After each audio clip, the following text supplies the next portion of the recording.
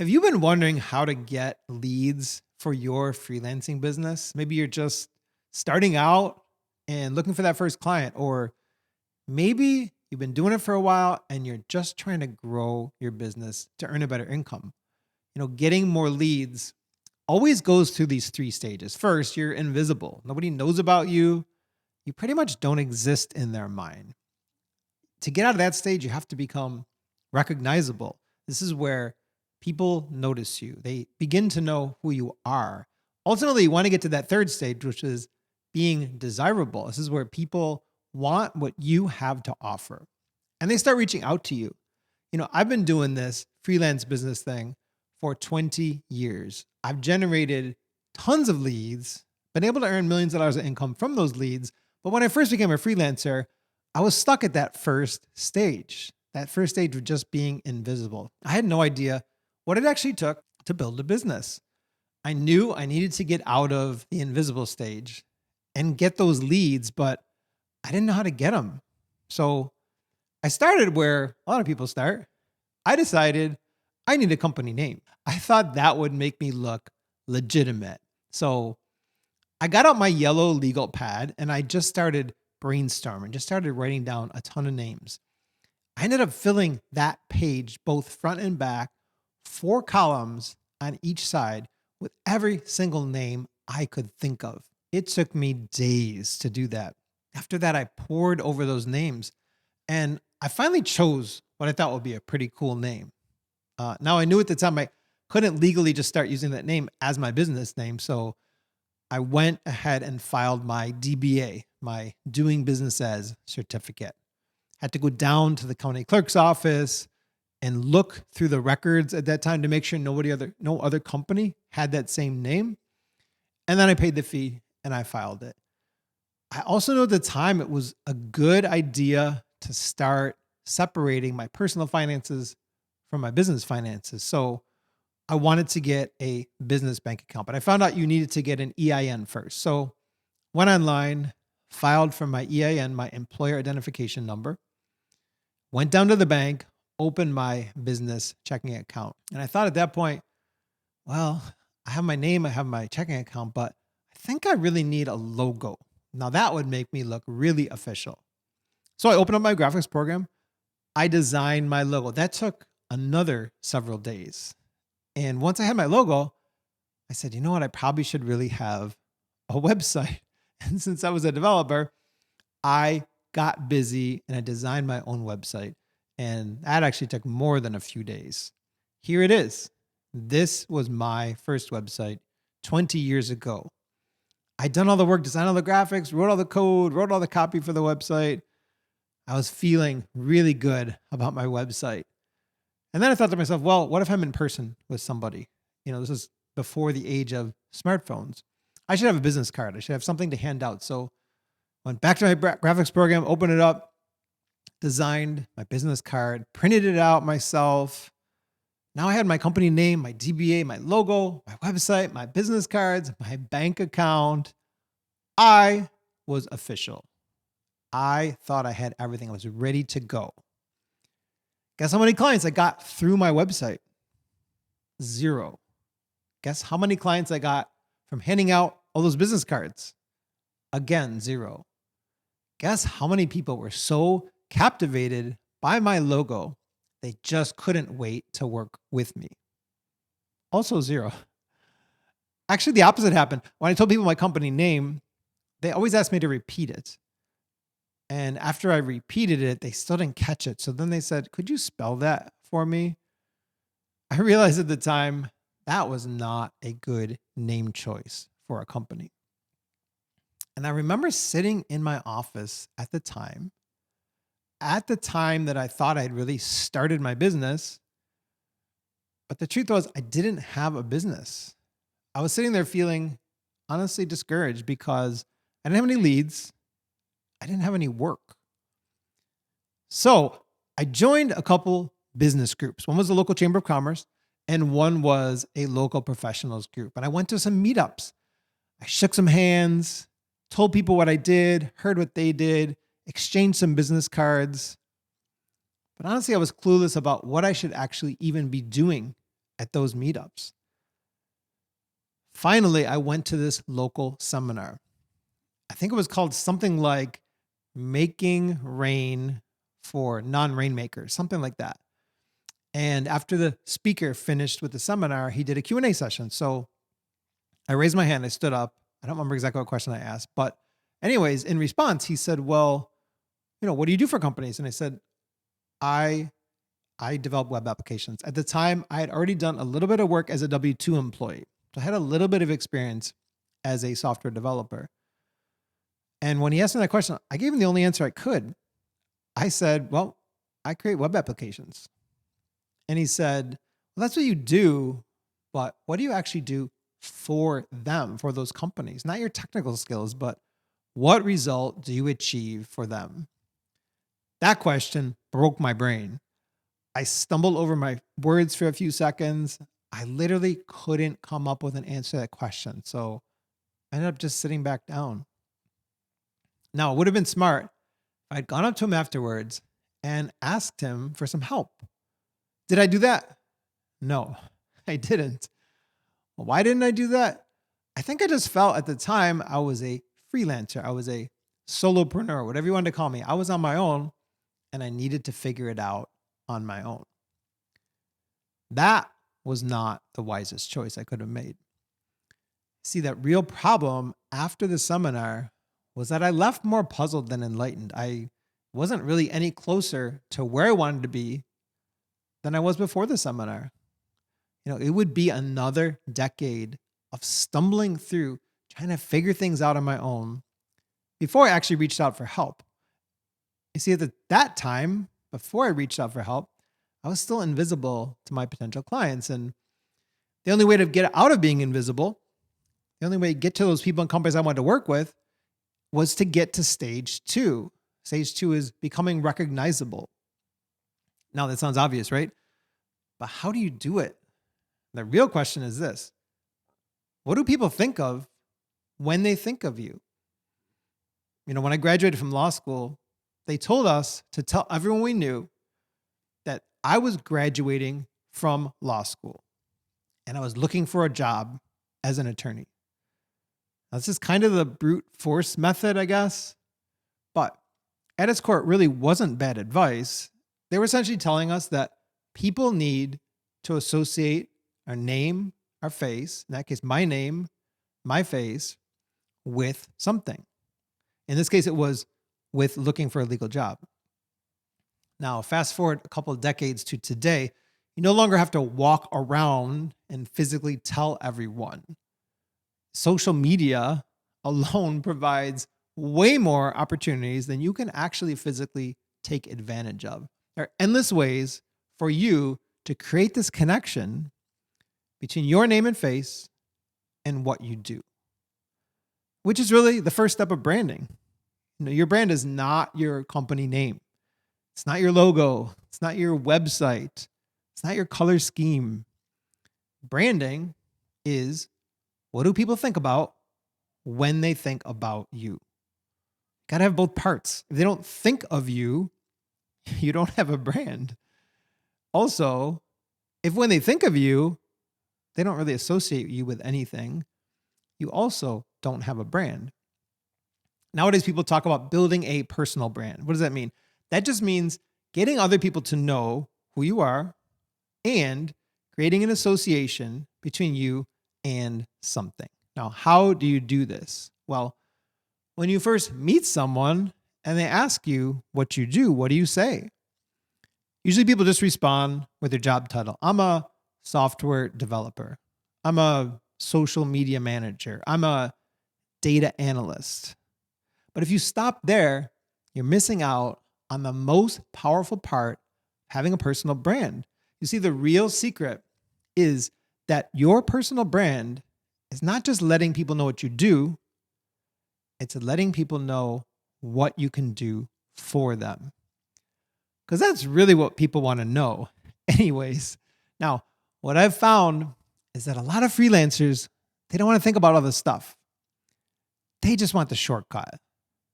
They say, just tell me how to get more clients. Reality check, there are no shortcuts. But there is a formula that can make this a whole lot easier. And here's how the formula works. You must answer 3 basic questions. First, who? Second, what? And third, how? So it's whom do you help? What do you do for them? And how do you do it? Alex Hormozy has this little Mad Lib style fill in the blank where he says, I help blank with blank by blank. Now let me give you some examples. I help organizations with decreasing their labor costs by creating self-service portals that reduce customer phone calls. Another one, I help logistics companies with winning new customers by leveraging their data as a sales tool. It's a little bit more specific. The who in the first one was organizations. The who in this one is logistics companies. More narrow. And the third one, even more specific, I help customs brokers with providing real-time data to importers by automating data collection. Now, once you know your who, your what, and your how, you have what you need to get to that next stage, which is becoming desirable. One of the things they taught us in law school was this unspoken criteria used in the hiring process. They called it the cold pizza test. They said the cold pizza test goes like this. It's 2 a.m. You and the other associates are still in the office because the brief has to be on the partner's desk by 8 a.m. And the only thing left to eat in the entire office is the cold pizza in the fridge. Whom do you want to be working with? They were reminding us that we weren't going to get hired just because we were good at legal research. They were asking us to consider who we were going to become as a person. Because at the end of the day, you're working with people. And you should apply that same criteria to getting hired by clients. How do you think your potential clients decide with whom they want to work? Potential clients will reach out to you and want to work with you when they know you, when they like you, and when they trust you. This is the key to becoming desirable. So, how do you get someone to know, like, and trust you?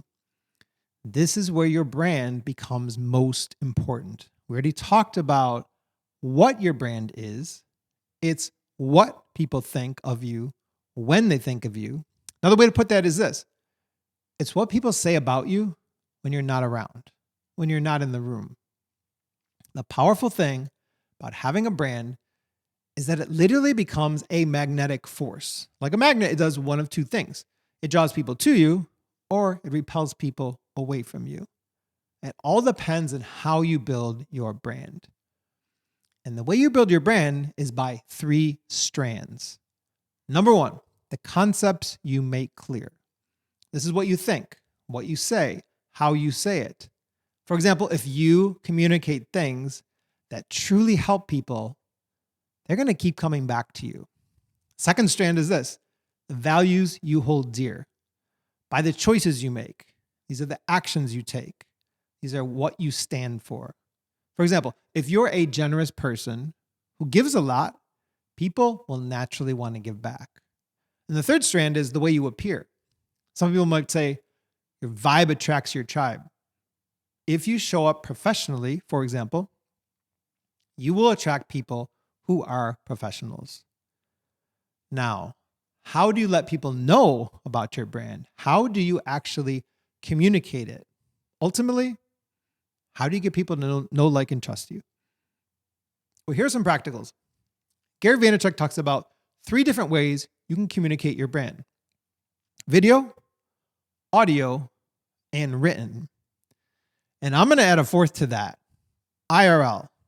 Yes, you can communicate your brand and get people to know, like, and trust you in real life. It really works. So what Gary Vaynerchuk talks about with social media is that it's not necessarily just social media anymore. He calls it interest media. The reason he calls it interest media is because your message is going to get to the people who want what you have to offer, who are interested in what you have to offer. They don't have to do the work of finding that, and you don't have to do the work of finding those people. The algorithm is going to pull that information to them. All you need to do is package what you're communicating correctly. Those social platforms are going to send people who've already expressed interest in what you're talking about by the choices they make, by what's in their feed, by the things that they click on. It's because the platform really knows that user's situation, knows their preferences, knows their problems, knows the things that they're seeking out on social media. Now, some platforms are stronger than others when it comes to how well they enable people to know, like, and trust you. So we're going to go through each of these, starting with one of my favorite platforms, YouTube. And we're going to go through these, and I'm going to score each of these on a scale from 1 to 10, how good each one is in allowing people to get to know you, to like you, and to trust you. Starting with YouTube. To get to know you, I'm going to say that's an 8. And the reason I'm putting it as an 8 is people get to spend a long time with you, depending on how you make your videos. But over time, they get to spend an extended amount of time with you. They're really going to get to know a lot about who you are. As far as like goes, I'm going to also give that an 8. And the reason for that is because if you are genuine in your YouTube videos, people will be drawn to you. And as far as the trust factor goes, I would actually rate that a 9. The reason for this is because in your videos, you can actually demonstrate in-depth expertise. Also, the comments allow you to interact with people and continue to provide value even beyond what's contained in the video. Next platform, Instagram. Probably my second favorite, if not equal to YouTube. Instagram, for knowing, I'm going to give that a 9. And the reason for this, the reason I would say it's even higher than YouTube, is because you can show people your personal life through Instagram stories. As far as the like factor goes, I'm also going to give that a 9. And the reason I'm giving that a 9 as well is because, again, through stories, you can really show your personality. You can also show your personality through what you repost. Maybe they're other people's content, some funny memes, things that develop you more as a person. And as far as the trust factor goes, I'm going to give that an 8, a little bit lower than YouTube, because by and large, the content on Instagram is shorter. So it doesn't seem as transparent. You know, a lot of the stuff is going to be clipped up, heavily edited. So it won't feel as transparent as a long form YouTube video. However, you still do have the DMs, and you can exchange dialogue in the DMs. You can talk with people through the DMs, and that will help establish that trust factor. Third platform we're going to look at is LinkedIn. You know, LinkedIn has a lot of great features, but it's going to be, in my mind, lower on the getting to know you part. For the know factor, I'm going to give that a 5. And the reason for that is that it's text still dominates on LinkedIn. There's definitely more and more video that is appearing on LinkedIn, but by and large, it is still a text platform. And that limits the amount that someone can really get to know you, because they're not seeing you. They don't see your body language. They don't see your demeanor. They don't get to actually see whether you're dynamic, charismatic, or whatever. All they can do for the most part is read the text that you've written in your posts. As far as the like factor goes, I'm going to give that a 5 also. And here, because similarly, it's not really easy to show your personality through LinkedIn, at least not yet, until video becomes more commonplace and people use it more. It's not as easy to show your personality. And for the trust factor, I'm going to make that an 8. And that's because if you consistently provide value on LinkedIn, and if you show up and comment on other people's posts, provide value that way, people are going to grow in their trust of you. Now, next up, we have X, formerly Twitter. For the no factor, I'm going to give that a 6. And the reason I'm giving it a 6 is because you can actually share candid thoughts. That's the power of Twitter, is that it feels a little bit more spontaneous. People can get to know you through that. But again, because there's not much in terms of video on Twitter, you're not going to really be able to communicate as powerfully, and people aren't really going to get to know you as easily and as candidly than if you actually had more video interaction. As far as the like factor, I'm going to give this a 4. And the reason why it's so low is that for the most part, you're going to do a lot of short text communication. Even though Twitter allows you to write longer posts, for the most part, people still stick to fairly short texts, fairly short posts. And so it's hard to communicate especially in short text snippets.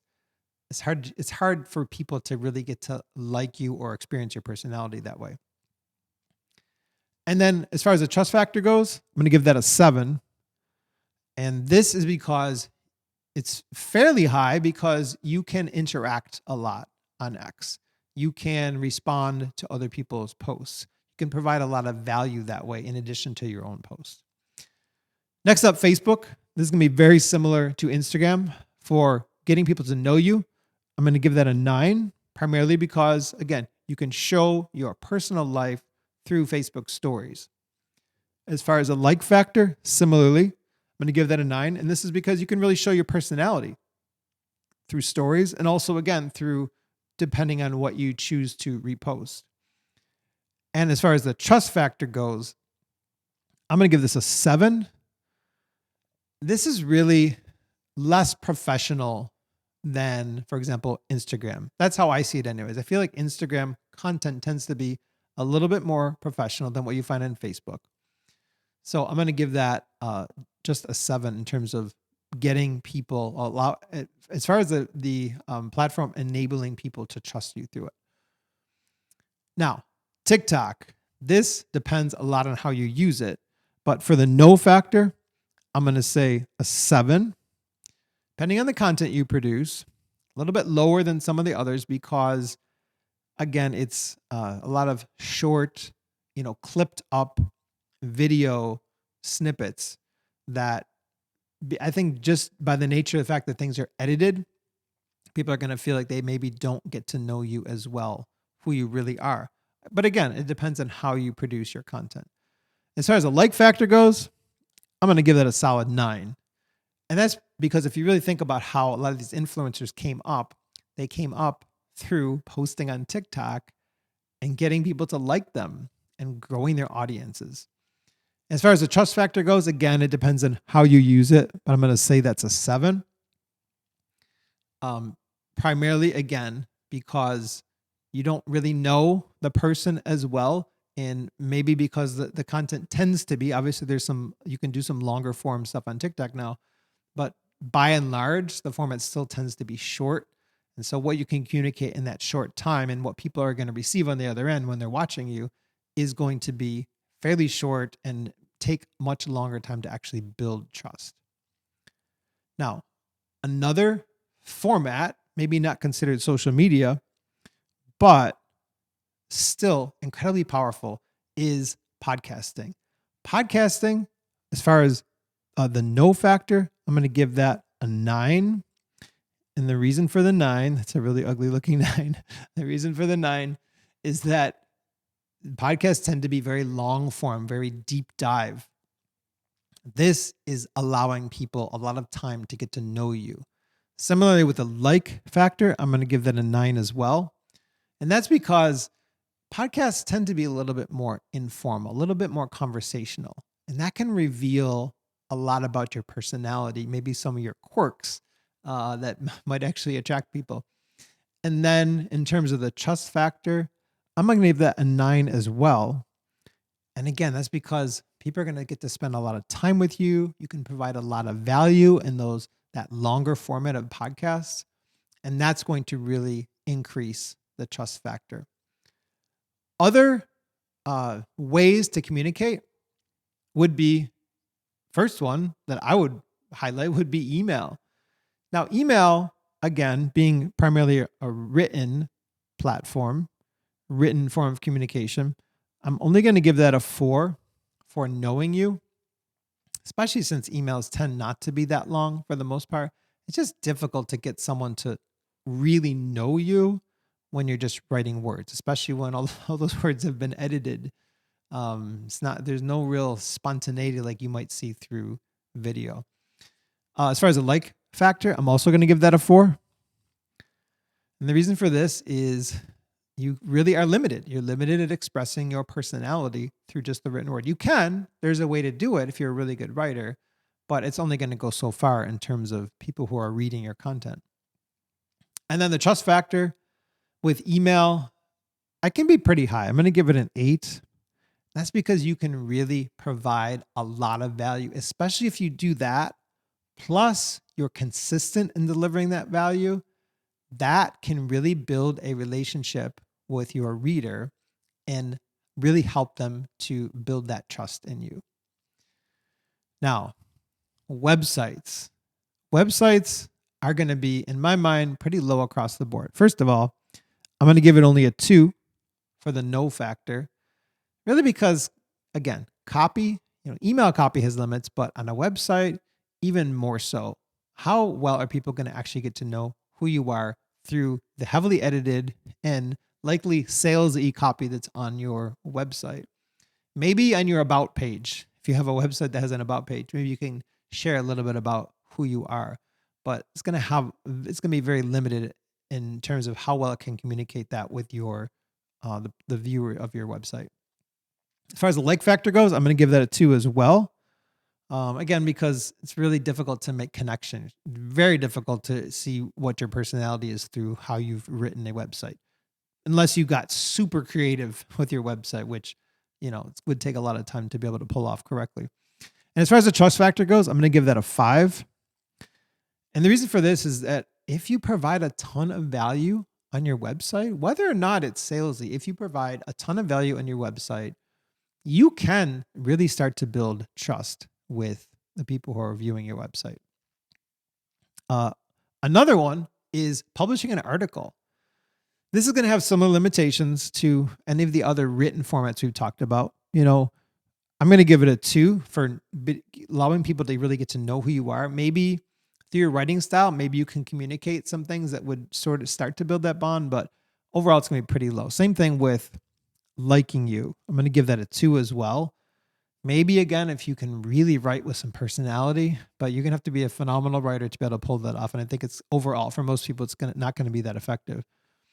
And similarly to your website, I'm going to give it a 5 for providing that, by getting people to trust you by providing a ton of value. You can do that by publishing an article. You can provide an in-depth article that provides a ton of value, really helps somebody out.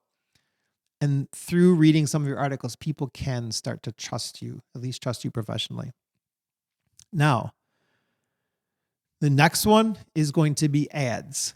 Ads is going to be pretty low across the board, although I'm thinking we're going to be surprised by at least a couple of the categories.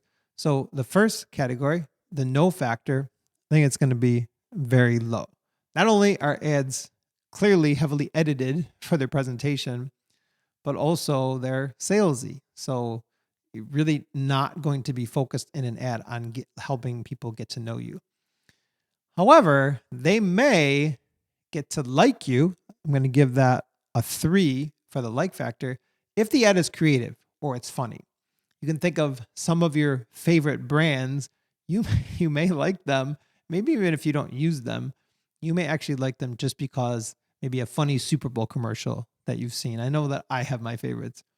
And then the trust factor, I'm going to give that a 3 as well. And this is why. Because if your viewer starts to see your ads everywhere, I feel like this is kind of a phenomenon when it comes to ads. If they literally start to see your ads everywhere, they're going to start to think, wow, this person is legitimate because I'm seeing them everywhere. It's an interesting thing about ads. Maybe it works for organic copy or organic content as well, but I really have seen this play out with ads. Now, the next one is IRL, in real life, in person. I'm going to give this a 10 for allowing people to get to know you because there is nothing mediating. There's nothing in between you and the person. If you're standing face to face and you have more interactions with that person that are face to face, that is the best way to get to know somebody. As far as the like factor goes, I'm going to say a 10 as well. Because again, you can completely communicate your personality when you spend time in person with someone. And I don't know if you can guess what's coming next. As far as the trust factor goes, I'm going to give that a 10 as well. In real life, in-person interactions with people absolutely trump any other way to communicate your brand, communicate who you are to other people. Now, last one, kind of a bonus. These are referrals. Referrals are interesting because they're a little different than all of the other ways. This is where you're getting transferred know, like, and trust. And it's transferred because it's going through another person. So in terms of knowing someone, I don't know. Depends on how well the person that referred you knows that person that they're referring you to. In terms of the like factor, same thing.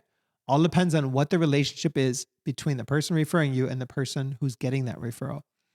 And the trust factor, again, I'm going to give it a question mark. It all depends.